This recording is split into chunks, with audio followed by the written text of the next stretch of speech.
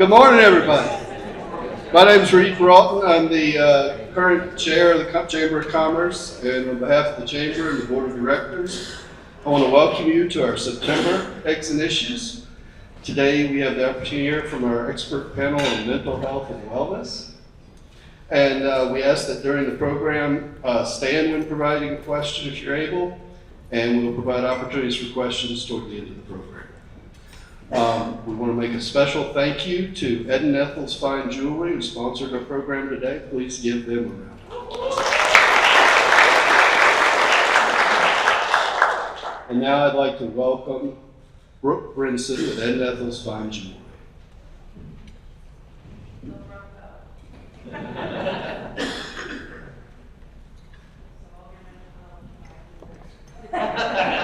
Yes, we said that, yes.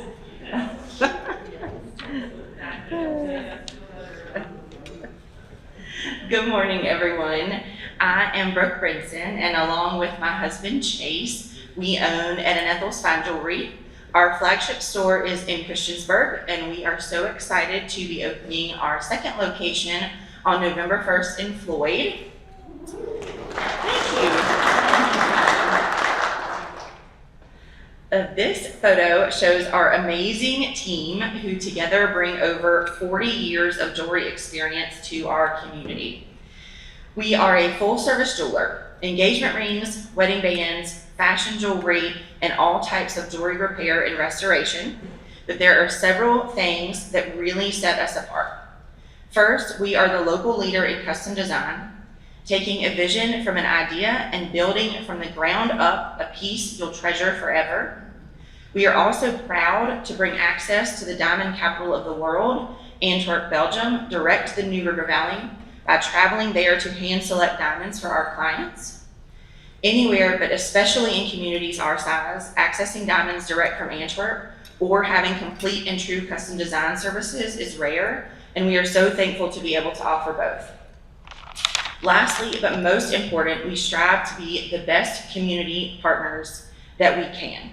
We take this responsibility very seriously and do this by supporting local initiatives, having our ears open to what our community needs from its local jewelers, and giving back to our clients and neighbors as often as we can. At the heart of everything we do is helping people celebrate meaningful moments. When you look down at a ring or put on a necklace, you're not just wearing something pretty. You're connecting with a memory, a person, or a story. This month, we are celebrating our 5th anniversary in business, and we wanted to thank our clients in a very special way. With purchases through September, our clients can pair their new piece of jewelry with a celebratory trip, whether it's a weekend getaway, an all-inclusive vacation, or a Royal Caribbean cruise. It's been our way of saying thank you for supporting us these past 5 years and encouraging people to take time for joy and renewal. It won't solve the big challenges, but a beautiful new piece of bling and the sun shining on you and your loved one on a relaxing getaway certainly can add a little positivity to life. Please scan the QR code or stop by to visit us if you would like more information. We are so honored to be here today supporting this important conversation. Thank you so much for letting us share a little bit about who we are. And with that, it's my pleasure to introduce your moderator for the panel, the wonderful Dr. Kate Steiner. Kate is a mental health counselor, consultant, speaker, author, and CEO of Lift Wellness Consulting. She supports professionals in overcoming burnout through a proven reflection and developmental process, holding a master's of counseling and a Ph.D. in counselor education and supervision. Her practice is grounded in the research-based Steiner self-reflected sustainability and wellness model, published in the Journal of Sorority and Fraternity Life Research and Practice. As a lifetime researcher in wellness and burnout, Dr. Steiner is the author of Feeling Crispy, A Guide to Burnout Recovery. And she was the host of Feeling Crispy from Burnout to Recovery podcast. Her mission is to end the burnout cycle for professionals so they are living happier, healthier lives. And personally, she is absolutely wonderful. So please welcome Kate to the podium. Thank you, Brooke. Well, I am delighted to be here with you all this morning to moderate this amazing panel. We have some awesome panelists here with us to talk a little bit more about mental health, well-being, and the workplace and how to support each other in that. I think it's important to note that there are some interesting statistics when it comes to workplace mental health. Depression and anxiety cost the global economy over $1 trillion annually in lost productivity. And when we think about how much money that is and how much we are losing through our employees being challenged by depression, anxiety, and other mental health and well-being issues. Even more striking, 90% of employees in unhealthy workplaces say that work-related stress affects their mental health, compared to less than half that are in healthier environments. We know that there's hope and progress because when organizations show up and show that mental health is not just an HR program, but rather a strategic priority, they'll lead with transparency, build cultures of belonging, and offer flexible benefits and comprehensive benefits. And they view mental health as essential to their business success.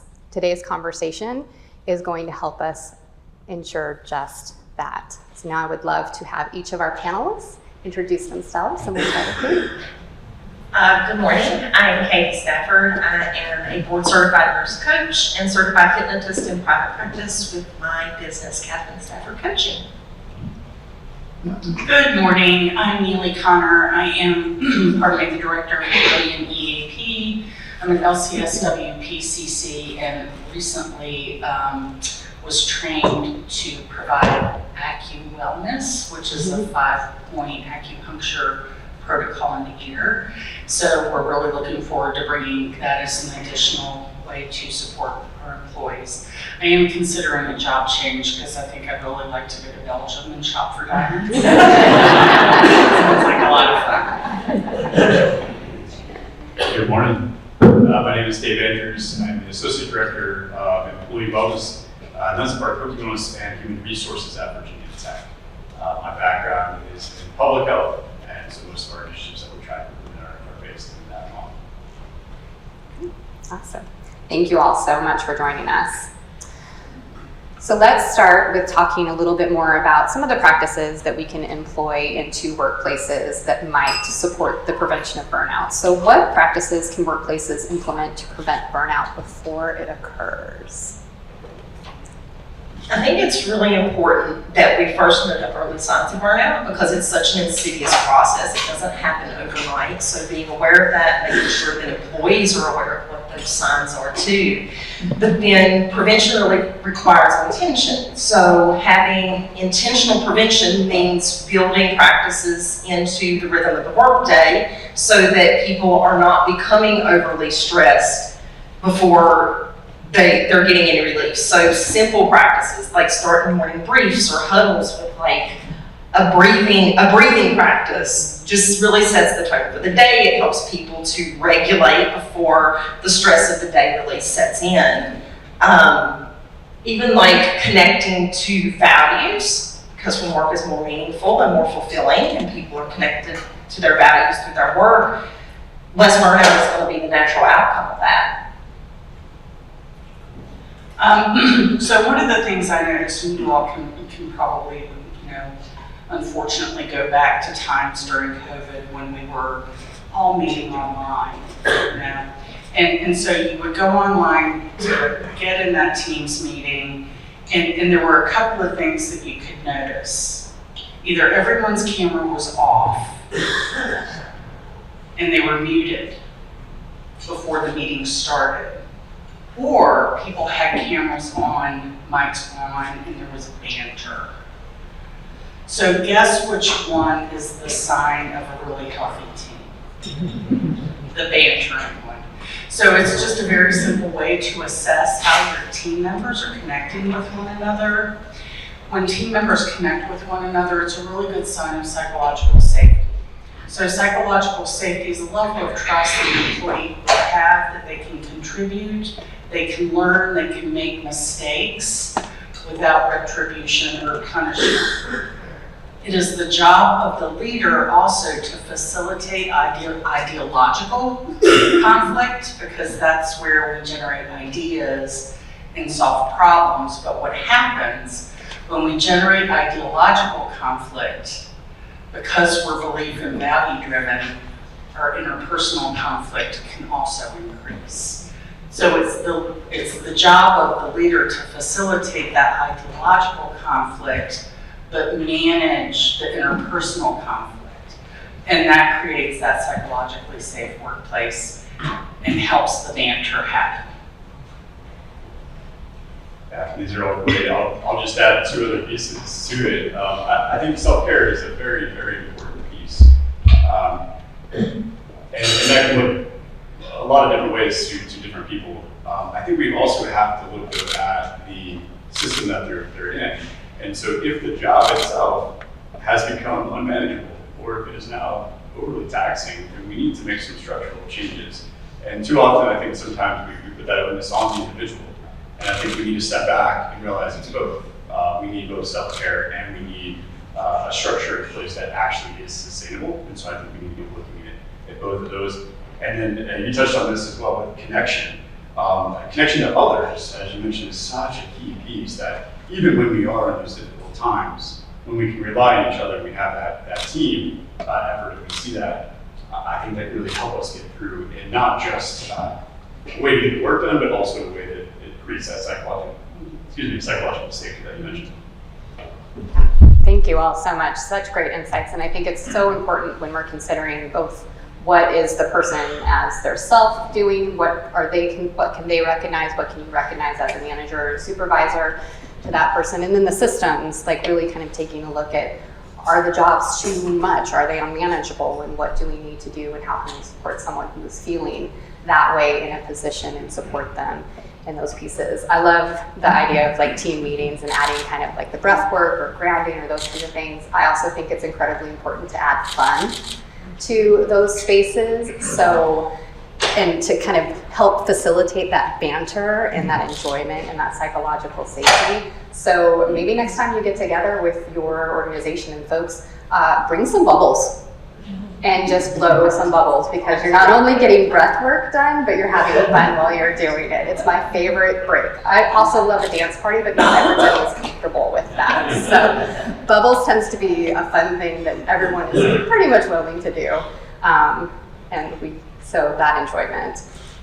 So as we kind of think about kind of that piece of even systems and recognizing burnout for ourselves and for employees, how can managers create cultures that support mental well-being? I think really normalizing the disconnect from work. Yeah. I really think about like something as seemingly harmless as checking emails, responding to emails late at night. Like our subconscious mind needs a disconnect, and our employees need a disconnect. They need to be clocked out both physically and mentally until their next shift. So normalizing that work is done when work is done, rather than continuing to work even when it seems like it's not a big deal to be checking those small things. Which means don't send emails out to employees after business hours. Right? Because of our self-care and theirs.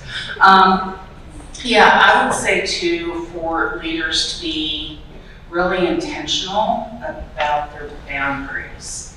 Boundaries are so important in the workplace, and so to be thoughtful about that so that you don't overstep, or you don't encourage something that's going to put you in a situation as a leader that you're ill-equipped to handle. Also make sure you have your resources available to you.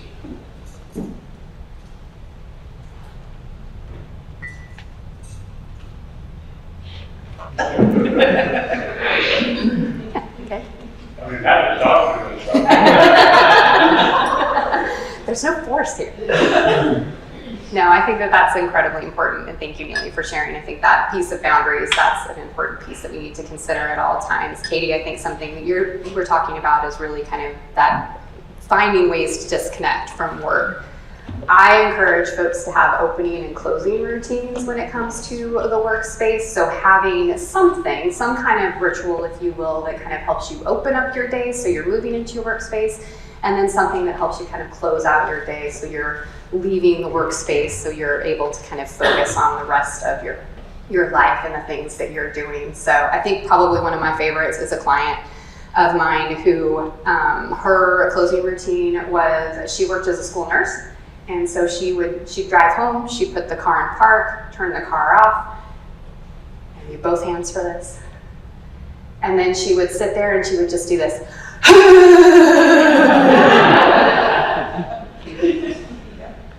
Literally took off her day. And after about a week of doing that, she came in and talked to me and she was like, my husband has noticed a difference when I come into the house. And it doesn't have to be a huge shift. It can be something really small that helps you shift in that space. So. Can I add to that real quick? Yes. So I think as leaders, you're in a really great position to coach, right? So it's okay to dig in and help an employee establish those rituals, especially if they're working remotely. I mean, y'all remember those days when you were like maybe in a basement, in your basement office, and it was 5 o'clock and the ritual was literally to go upstairs? That's not a great transition. So, you know, having conversations like, when and where do you take off your badge? Where do you put it? What do you do on the drive home? What route do you take? Do you sometimes mix that route up? What are the things you think about? So just asking those questions, very simple questions, can help that employee establish some rituals that are really powerful. I think we should also acknowledge too, there are some jobs that you can't just stop and go home. I imagine a lot of small business owners, you probably are doing things in the evening. I agree with that. In certain roles, or caregiving roles, same thing. You can't always be off all the time. And so I think that while I love the idea of stopping at a certain time, and that's great, I push that all the time. If you can, I think we also have to come up with a balance that does work. And so sometimes that means, yes, I have to do some things in the evening on occasion. I try to limit that. But during the day, I'm also going to take time for myself and do some things that I need to take care of for my family or whatever it is. And that's okay too. So just kind of acknowledging in this world that we live, sometimes drawing that line is difficult at the end of the day. Yeah, absolutely. Thank you all for that. How should leaders balance organizational needs with protecting their team's mental health or well-being?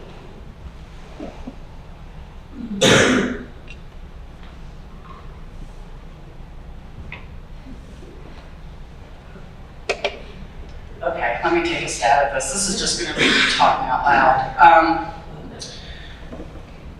So I think when you have an organization with employees and they're aware of mission and vision, there's more clarity on the employee in terms of what their goals are with their particular position. When there's a workplace that allows for feedback around processes, procedures, workloads, then that can become a conversation that is about addressing the problem, not blaming the person for not being able to carry that additional workload. So to keep those lines of communication open and keep them focused on those processes and procedures and not on the person or the person's performance will both support the employee and the organization's bottom line. How was that? Well, and I think just to add to that, Haley, is that makes the employee feel valued. And that goes such a long way for how someone's mental health is. Like if you're always in your head about, I'm not doing a good enough job, I was reprimanded for this, like it really makes that individual feel valued.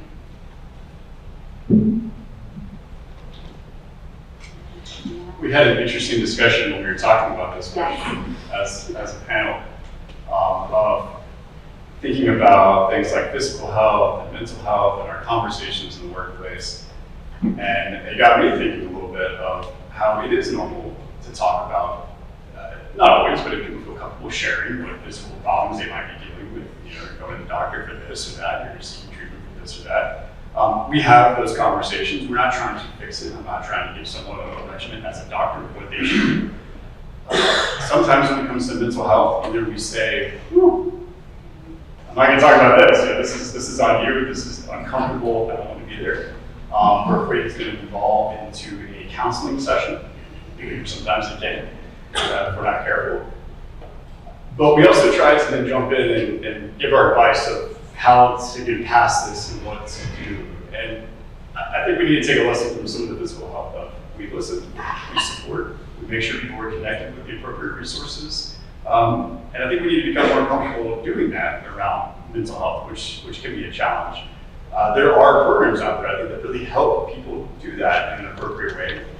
One, there's many, like Mental Health First Aid, for example. It's a great program for employees to go through, just to get some basics of knowing how can I support, and when is an appropriate time to refer so that people get that support that they need. Yeah. Thank you for sharing that. I think, bringing up like mental health first aid and understanding what the resources are that are available to you, whether it be within your organization, within the community, so that you can support staff members to those resources is incredibly important.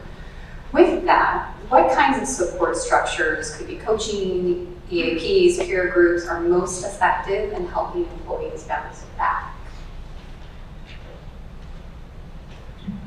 I definitely think coaching, but I'm a little bit biased. But in my work in private practice, I coach people across different industries, and it's a society-wide problem, really.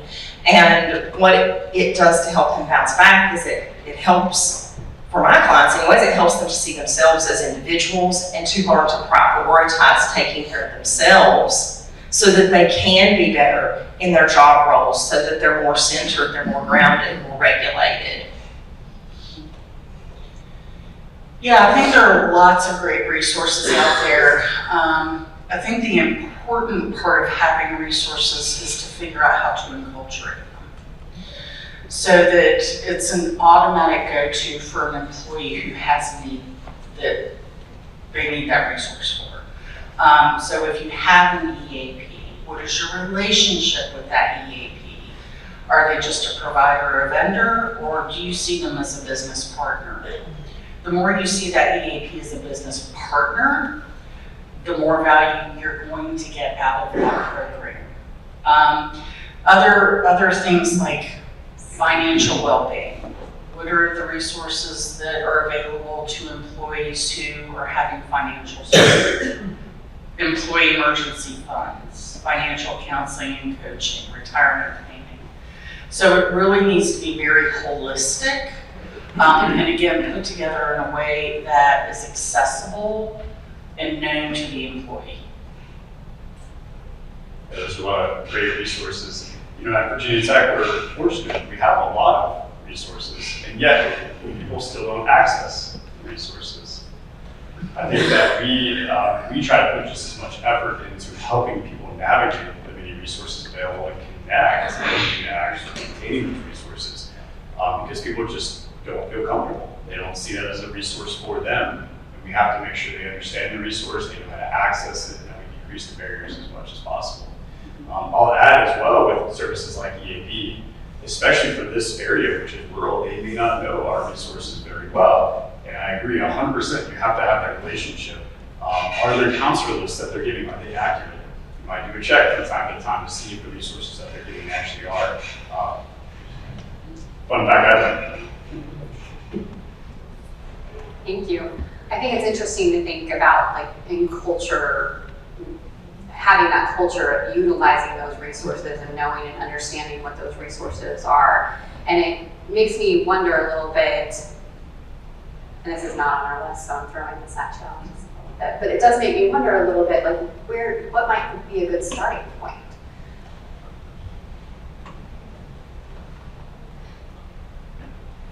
Starting point for just kind of enculturating that mental well-being. Yeah, start with your leadership structure.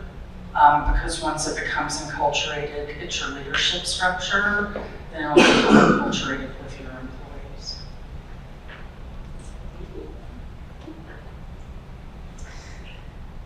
So considering that we start with the leadership, how can leaders model healthy habits without feeling like they are being unproductive? I think that really starts with getting back to the true definition of productivity, because we have entangled that word productive with being constantly busy. And I think most of us are at least somewhat guilty of doing that. Like when I suggest to people the importance of taking breaks and intentional rest, I hear that I should be doing something, not recognizing that rest and self-care are in fact something. I think it's really important to be really good at self-regulation.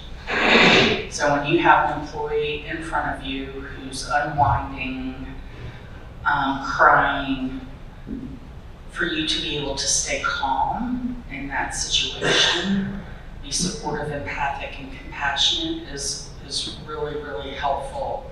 I think encouraging, even through kind of expectation about boundaries, like for my consultants, and I also oversee college, university student counseling, I tell them, you're not seeing more than 5 or 6 people a day. Because when you start seeing 7, 8 people a day, it's not sustainable. So it's a hard limit. I know sometimes they schedule 7. But I really set that as an expectation. So you can fold those expectations into your conversations. And they're soft, they're not hard expectations. But I think that communicates that the employee's well-being is important. Work with a lot of new, younger professionals that come into the workforce. And what I see a lot is this sprint mentality. They're used to school. They're used to go, go, go, go, go. I get a break, I can relax, come back, sprint again. And I think that, as you all have said, this idea that taking time for yourself, self-care, is somehow going to hurt productivity is absolutely wrong. We know that it actually helps this. But that idea of a marathon mentality is really what we need. I want you here long term. I don't want you very productive in 1 year. I want a highly productive employee for many, many years to come. And knowing that what we're talking about, the self-care and psychological safety and all these things, do just that, but long term, not short term gains. I think that's important to keep in mind. Well, and those healthy habits, they don't have to be big grand gestures. They can be something super, super small that take very little time.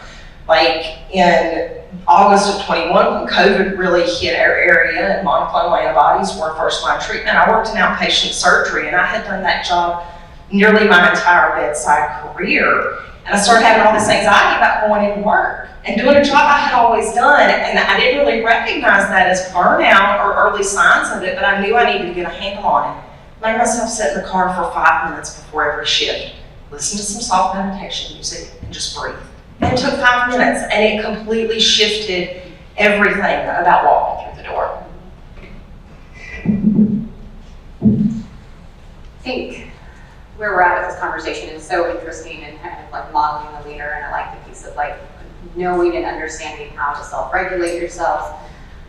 But with that, you also have to know yourself to know when you are not regulated, right? So what are some of the signs, because we mentioned it a couple of times, know the signs of burnout, know what it feels like to feel dysregulated. What might be something that folks in the room may recognize in themselves or in others when it comes to those signs? My chest is always tight when I'm dysregulated, always. But like noticing if someone is more distracted, if their quality of work has gone down, if they're more withdrawn. Yeah, and I think we're all at higher levels of dysregulation now than we were pre-COVID. That's just kind of the trajectory of the recovery process from mass trauma. But I think just being self-aware, noticing changes in physicality, in shifts in your mindset or your perspective, Like, how many of you feel like you've gotten a little more crotchety? Yeah, okay. So, our baseline's different. It is harder to self-regulate. So those self-care practices are super important. Doing self-check-ins. Are my shoulders earmuffs because I'm so full of tension? And then work to counteract that. I see some people rolling their shoulders. Are you more frustrated? Are you more irritable? So check in on that, and if it gets to a point where you're not having success in managing that, then seek help. There's nothing wrong with seeking help. I'll ask this question sometimes in the training. I bet if I put the mic out here, you don't get to shout out. You probably know when you're feeling like you're burned out a little bit. I'll mention two things. One is if you're wanting to kind of figure out maybe where your body is holding that stress or when you're stressed, I highly recommend a progressive muscle relaxation. It's very simple. Just tighten different parts of your body and release it. And you'll probably find that certain areas when you release it, you didn't even realize you're really holding the stress. Right now I'm noticing my shoulders, right? I find that really helpful sometimes. And when you start noticing that you're getting that tightness, that's a good indication. And then the second thing is, are you enjoying the things that you used to do? And I think having that real kind of parts of your job that you used to really love, do you have that enjoyment, or is that kind of gone and you're just going to day to day? That's sort of a more advanced sign, I feel like, that we need to make some changes or we need to do something because you're really getting close to that line. Absolutely, thank you. So really recognizing what comes up for you physically, what comes up for you emotionally, when you're feeling overwhelmed, when you're starting to feel burned out. What words do you use to describe that? So I clearly use feeling crispy and wrote the book for it. But that could look different for everyone. Mine is represented by the turkey from the movie Christmas Vacation and how it just kind of explodes in steam, and it's that crispy turkey skin that you cut into it, and it's just, there's nothing left of this poor bird, but you're working really hard to keep things together on the outside. So think about the words that you might use I'm toast, I'm overwhelmed, I'm numb, I'm just done, meh. So considering those things, and then thinking, what is the language that maybe some of the people that you work with, what might they be using if you start to notice a shift in those kinds of things? If you could make one systematic change tomorrow to improve workplace wellness, what would it be? For leaders to be connected to their staff and to not only ask the question, how are you, but how are you really? Yeah, I think that's, how are you today? I'm fine. And then it's a greeting, it's not a question. This is impossible, but it would be really nice if organizations could pause change for just a little bit. I think we're all so change exhausted. Knowing that we can't do that, how can you approach change, manage change, implement change in a way that is softer and kinder for your employee population? We've actually been using a phrase the last couple of years called do less better. Trying again to scale back a little bit on the amount of change that we're doing all the time. Yeah. I agree that I just spoke about, I think investing in people is one key thing. I think it can also be overwhelming of how do I start? What do I do? Where do I go?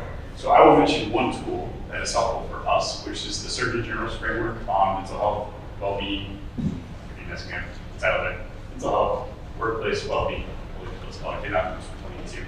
It's a really nice framework that helps you look at different areas of workplace well-being, and that's something I can continue to go back to think about how are we doing in this area? How are we doing in connection? How are we doing in physical health, mental health? So I do kind of put that out there as looking at systemic change. There's not one thing, but I think when we do a lot of the work in different areas, we will start to see more positive change. And so I do recommend finding some type of framework to ground you in this work. Awesome, thank you so much. Well, at this point, we'd like to open up to just some general Q&A. So there's an app right in my face. Sorry. Squirrel. So we'd like to open this up to questions from you all, and would love to hear, what are your thoughts? What would you like to hear from our panelists? On a topic that is so historically, just has a stigma to it of vulnerability. How do you give yourself permission to be vulnerable in a way that doesn't limit your authority?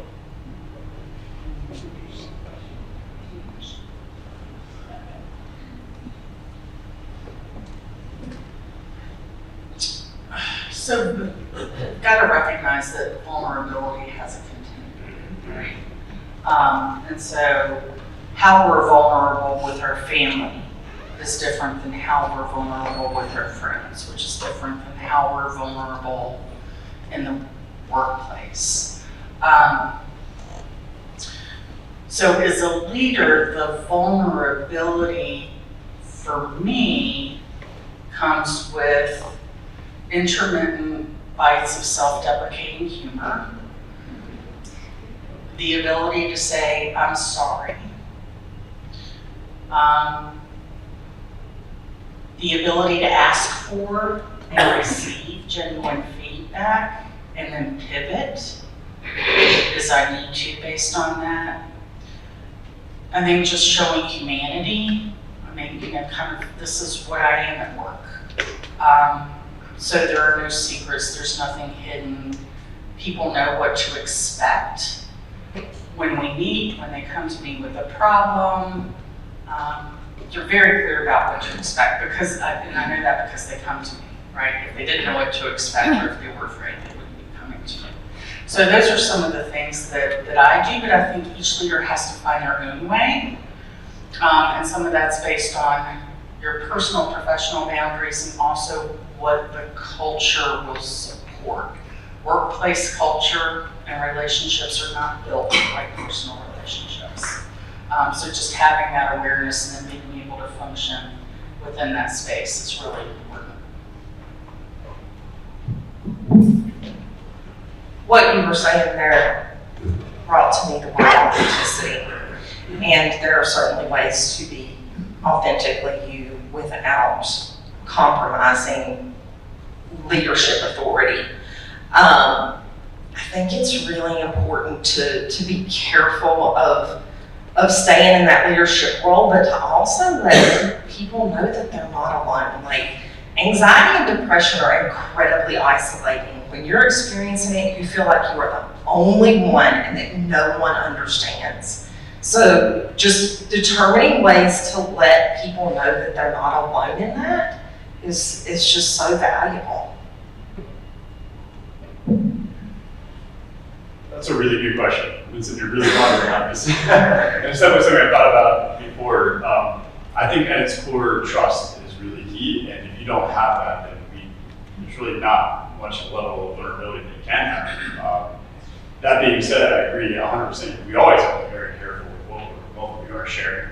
And I think at the end of the day, what we model is probably more important. When we are struggling, that folks are seeing my vulnerability is really that I'm taking time to care for myself and take the right steps. I think if nothing else, we can do that. I also want to say that with vulnerability, it goes both ways, and that if folks are sharing with you something that's going on, and we are encouraging that, and the fear is that it might somehow influence their job, the truth is it might. And I think we need to acknowledge that and be careful, because you may not give them certain opportunities or advancement. And so sometimes we're not the right people for folks to talk to, especially those that we supervise. So we can be supportive, we can help, and we can get them to the right people to really discuss certain things. And that's okay. Don't expect complete vulnerability from folks that you supervise. We need to be really, really careful with it. Absolutely.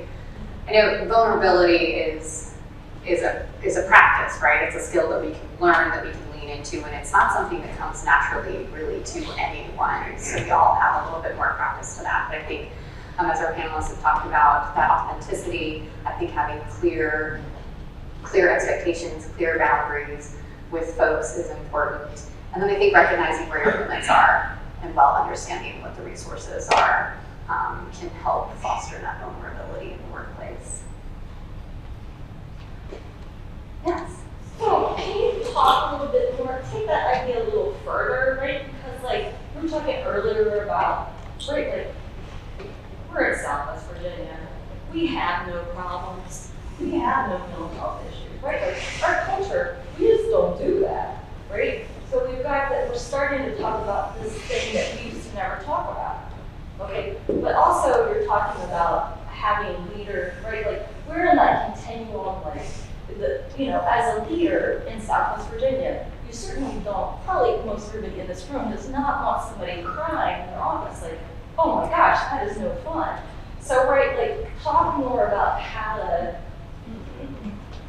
navigate, you see what I'm saying? Talk more about how leaders can navigate that space, because that's hard, and I'm pretty sure nobody in this room wants to do that. But you're gonna have to do a little bit.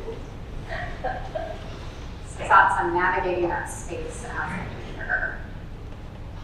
So first and foremost, be prepared to be silent for a little bit so that you create space for the employee to talk.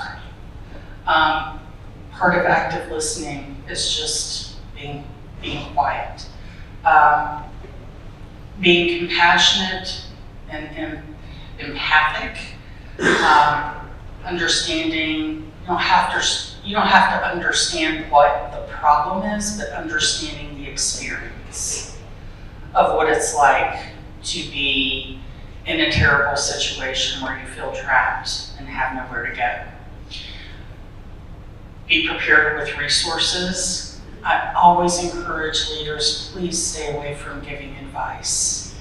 That can become so problematic. So be prepared with your resources. Okay? Here's this program, here's this resource. They're great to work with. It's completely confidential. We will not know what you're doing with that resource. And then say, what supports do you need in the workplace? So you're keeping your role defined to what's happening at work. Do they need FMLA? Do they need to leave early? Do they need to go through some kind of an ADA process? So you listen, have your resources, focus on needs in the workplace. Does that help? Okay. I also would say, like, the leader themselves can grow their capacity for their own emotional regulation. When you are emotionally regulated, high level of emotional intelligence, your discomfort with someone crying in front of you is much lower than if you already struggle with your own emotional well-being.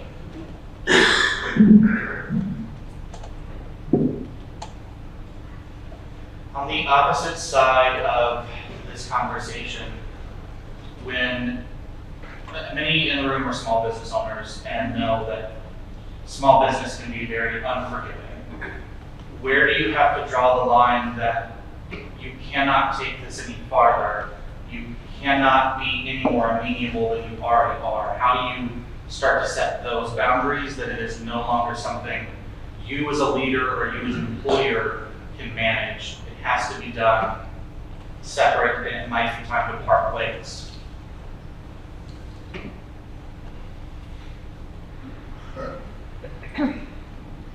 Keep conversations performance-based as much as possible. So that's why I say, listen, provide the resource, focus on the workplace. Be clear about where your limits are, because as a small business, you may not adhere to certain regulations like FMLA. Have conversations with the employee if it's impacting their performance. reinforce the availability of those resources, but keep those conversations performance focused.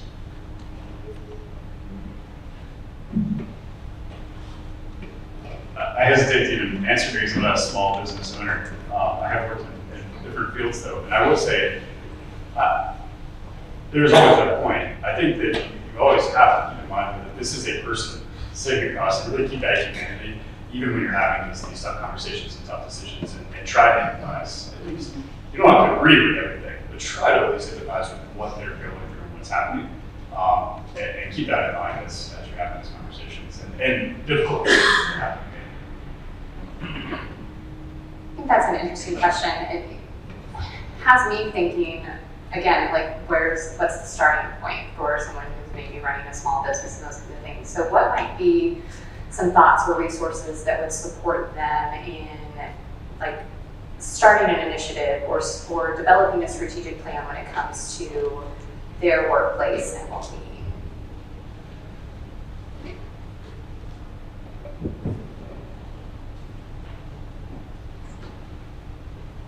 As a business? Yeah, or just something that they might consider to, like, are there reports out there, things that you've seen that might support them in kind of developing what may be their own strategic plan so that they can initiate this with their employees so they can start to have those kind of clear, concise conversations, those conversations of expectations, so that maybe we can avoid the situation, maybe not completely, but maybe the conversation of having, like, this isn't working and you need support somewhere else might be a little bit easier because we've already set the framework. So my rule of thumb, everything starts with an assessment, right? So how can you assess the needs of your workforce? Do you do surveys? Do you look at trends within your insurance plan? Like, what percentage of your employees are on antidepressants? What percentage of your employees have high blood pressure?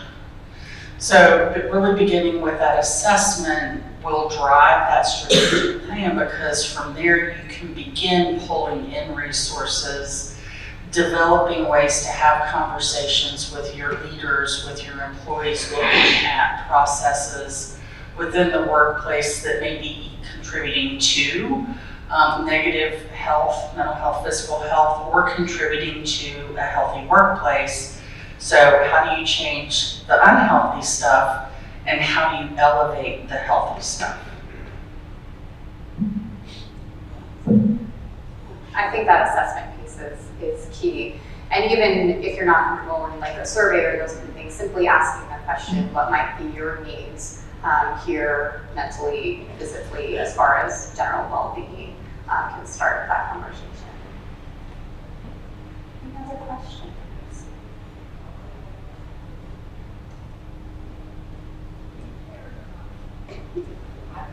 I got another one. How open are you all to new innovative protocols for wellness? Well, I stick needles in people's ears. Pretty open.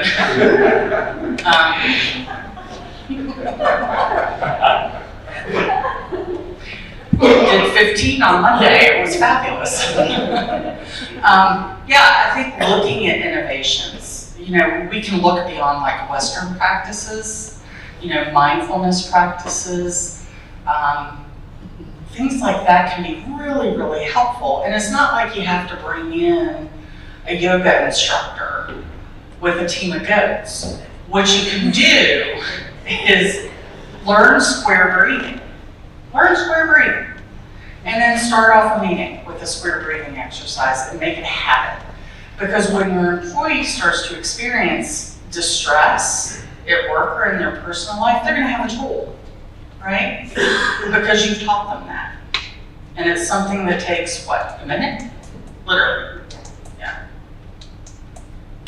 I would agree that I'm also very open to that. I am, in fact, a certified hypnotist, so I help people tap into their subconscious mind to create sustainable behavior change and mindset shifts. Well, I'm in public health. We like real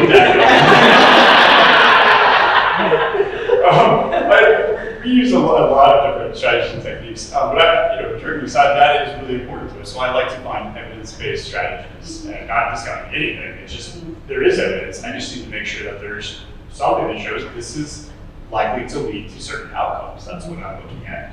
I will say, don't know the mindfulness. We use mindfulness all the time, and one thing that we implemented a couple of years ago was every team meeting we start off with just a 2-3 minute little mindfulness activity. We switch it up to try new things out. That 2 to 3 minutes saves us probably 20 minutes because it gets people focused just in that short amount of time. And it wasn't really meant as productivity or to enhance that. It was just meant to kind of center us, but the benefits have been incredible. And so try some things out. Again, larger initiatives, yes, I like to look and see, okay, there's this practice and this is what the evidence is showing. This is why I can get funding and track all this out. But there's a lot of great things out there, and there's a lot of great evidence. You just have to look for it. So, for those that are curious in the room and don't know what square breathing is or box breathing, I thought I'd just introduce it real quick and do a quick run. So it is a counted breath method. So you inhale for 4 counts, you hold the breath for 4 counts, you exhale for 4 counts, and then you hold the breath for 4 counts. And obviously squared, you can draw a box or box breathing. So let's just do it together. So we're going to, and I'll count you. Go ahead and inhale, 2, 3, 4. Hold, 2, 3, 4. Exhale, 2, 3, 4. Hold, 2, 3, 4.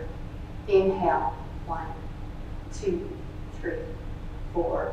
Hold, 2, 3, 4. Exhale, 2, 3, 4. Hold, 2, 3, 4. Now just take a nice big deep cleansing breath. And let that tension go. Another one that I share with clients that is actually very well researched through the Heart Math Institute is heart focused breathing, and it is exactly what it sounds like. It is literally imagining that you are breathing in and out of your heart space. So might be something for you to look into. Earlier this year, we had those issues that was focused on generations in the workplace. And for a topic that is much more important, I think, as you get different generations, particularly looking at the younger generations, how do you make sure that you're meeting them with genuine pieces, not the pizza party, but actual things they need, not a ping pong table in the break room, like actual usable pieces that aren't just surface level.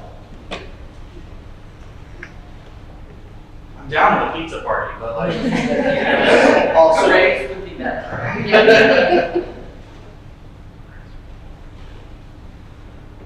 Well, first of all, I think we have to eliminate the language, those young people, those millennials, those Gen Xers. Yes, there are generational differences. So, like, what does a millennial really appreciate? You all know? Just off the top of your head? money. Money, yeah. So, how can you take that and run with it? Not necessarily in a big way, but can you take with it and run with it? Probably figure out an innovative way to do that. You mentioned assessment before. I think that's a great way to know what your workforce will be helpful. Often we can't just pay them more. We might want to, but we can't. So knowing those strategies, what is something that they would appreciate, I think is really key. And that can be everything from additional time off, even small, really fun things like that you mentioned fun earlier. But you got to know what's going to work for your group, and I think the only way to do that is really to assess and to learn. Yeah, because they think they want more money, but that, excuse me, that doesn't create the sustainable value to them, because I mean, they get it, then it's gone, and then what's the next thing that you do for them to show them that you appreciate them? So everybody thinks, you know, if we could just have more money, it would be better. But if the culture of the workplace is not supportive, then all the money in the world doesn't really make a difference. There's actually a lot of research out there that obviously, you know, people need to be paid what they need to be paid, no doubt. But people won't leave jobs sometimes, even for a slightly higher paying job, because of the culture of the workplace. They know they have support from their supervisor, and they don't want to risk going to their supervisor that they feel like might not give them that support. And I think we can all probably relate to that to a degree. That safety, that psychological safety, and having fun in the workplace, enjoyment, is sometimes worth maybe more than a little bit more money.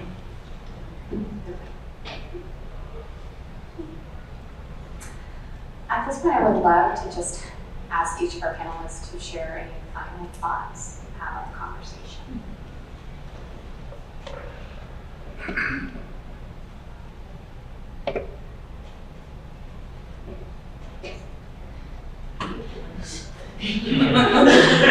I just love that there's so many people here and clearly interested and engaged in this topic. What that tells me is that as leaders, this is important for you, and then you see it as important for your organization.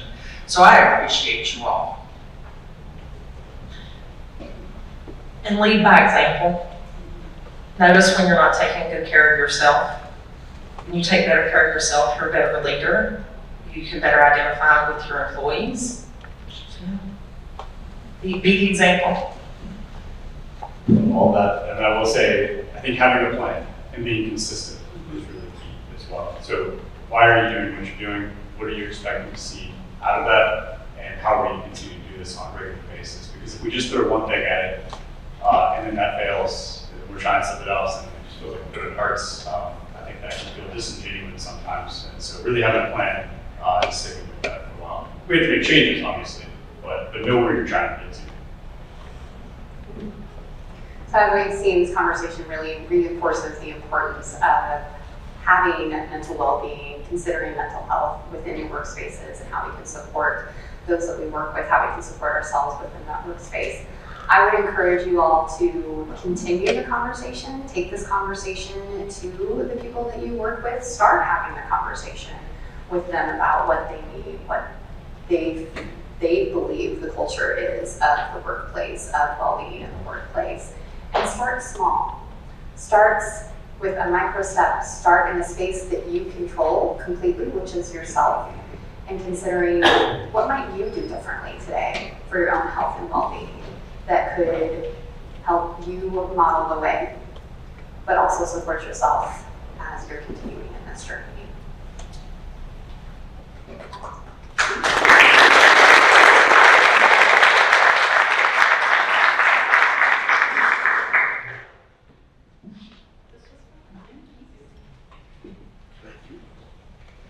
Thank you all. That was a great panel. Really appreciate that discussion.